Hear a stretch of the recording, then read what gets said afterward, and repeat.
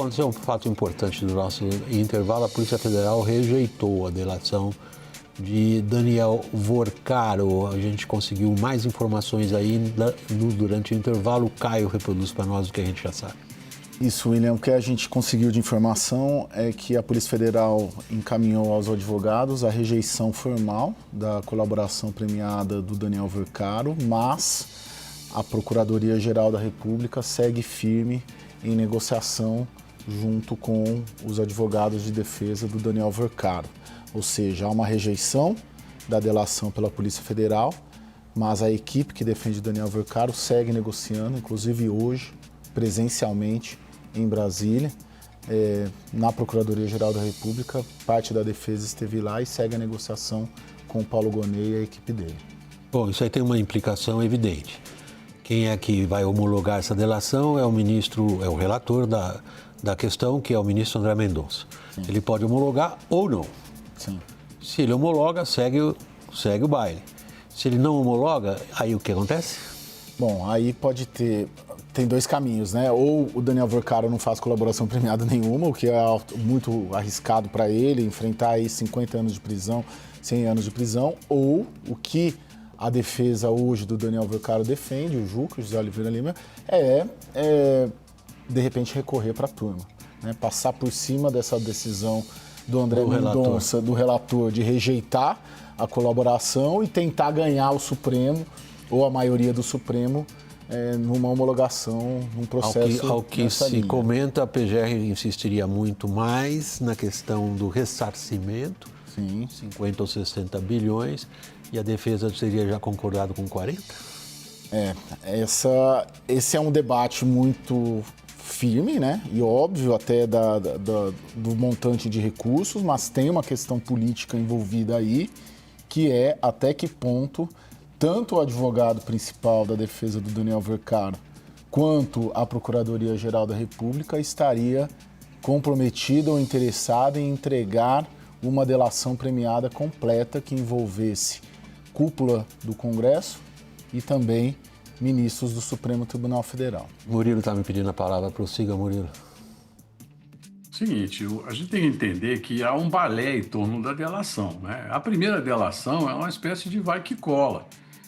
Dificilmente uma delação seria aceita de primeira. Ela é um ensaio, ela vem com proteções evidentes. Então, a rejeição, ela não implica que vai acabar o jogo aí da delação. É possível que o Vorcaro e seus advogados preparem novas revelações e tentem novamente uma delação. Eu não acho que imediatamente eles vão bancar essa delação e tentar fazer valer no plenário na turma do Supremo Tribunal Federal. O que eu vejo é que faz parte do jogo apresentar um arsenal de informações ou um conjunto de informações e elas serem avaliadas e talvez elas não serem suficientes ou não guardarem uma relação de novidade em relação ao que a própria Polícia Federal já sabe a partir da quebra dos sigilos telefônicos e telemáticos de Vorcaro. Então, eu acho que essa rejeição é uma etapa de um processo que poderá continuar. E não significa necessariamente que morreu o assunto delação agora.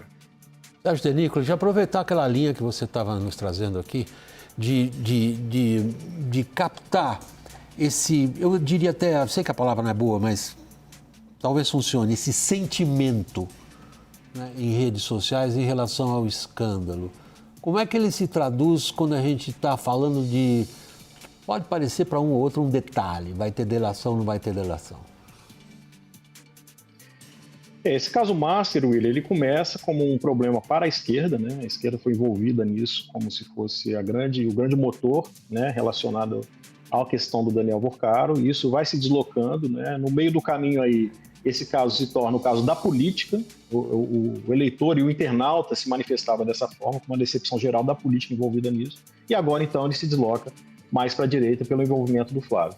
Então esse sentimento nas redes é um sentimento de muita decepção, e esse eleitor de centro que eu estava citando, que é o eleitor que realmente vai definir as eleições, e que ele se alargou de 2022 para cá, né? A gente estima esse eleitor como sendo um terço, né, do eleitorado.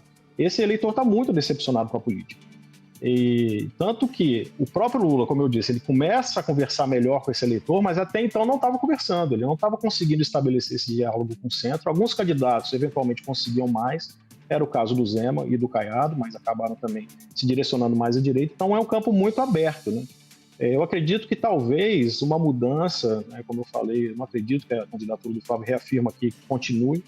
Talvez optem, por exemplo, pela Michelle. A Michelle ela tem um contato um pouco melhor com esse eleitor, né? Ela conversa pelo menos com um público feminino um pouco melhor que a direita. Talvez seja a opção para tentar driblar essa rejeição. Mas a verdade é que quanto mais tempo demora, mais difícil vai ser a recuperação e realmente a crise do Master hoje é uma crise que está no colo da direita.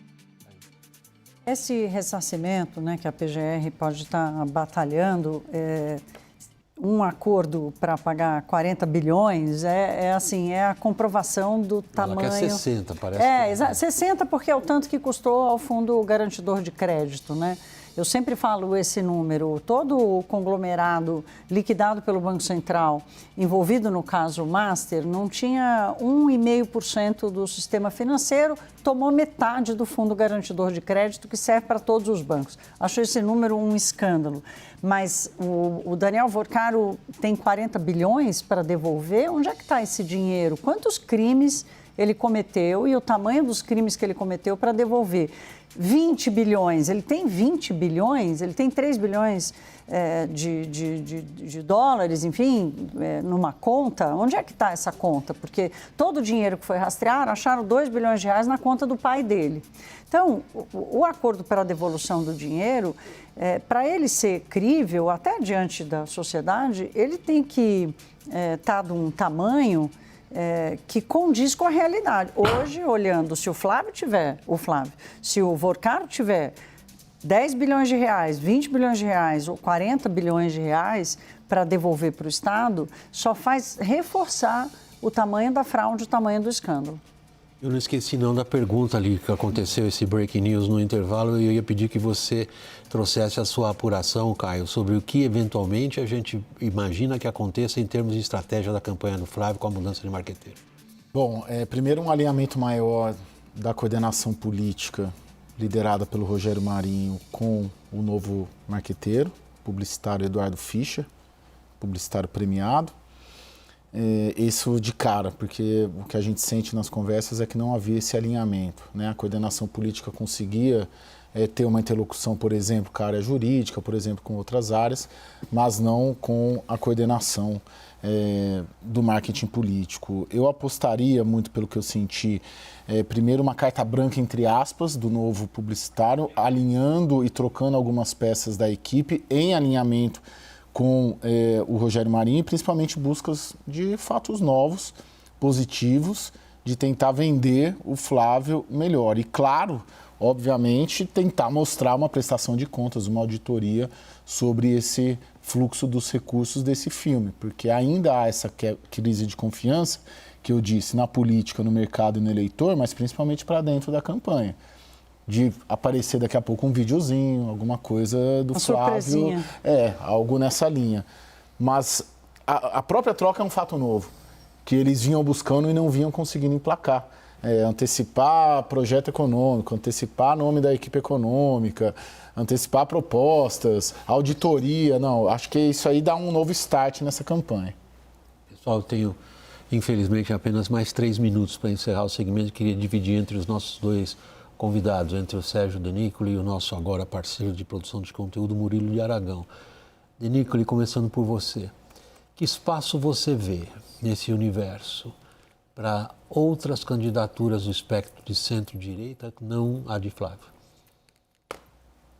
Nós estamos ainda no meio do turbilhão, né? Eu acho que esse turbilhão passa, eu acho difícil que o Flávio recupere credibilidade, mas certamente o eleitor de centro, principalmente, vai olhar para o lado, vai analisar melhor as candidaturas, porque o Lula, apesar de ter melhorado com esse episódio aí, né, começa a melhorar, tem uma rejeição muito alta, e essa rejeição, ela certamente vai se direcionar para um candidato que eventualmente possa ter força para ganhar as eleições. Igualmente você, Murilo, que é uma das questões... Olha, o cenário continua de uma disputa no campo da direita, do centro e da centro-direita, uma espécie de primárias no primeiro turno. O Flávio se enfraquece muito, talvez insistam na candidatura, mas tudo depende de novas revelações, de como esse episódio com o Banco Master vai ser explicado. Mas prossegue esse favoritismo do Lula, que já era favorito antes mesmo desse episódio, por conta da presença como presidente, por conta do saco de bondades que distribui pela máquina, enfim, pelos próprios equívocos, né, no campo da direita.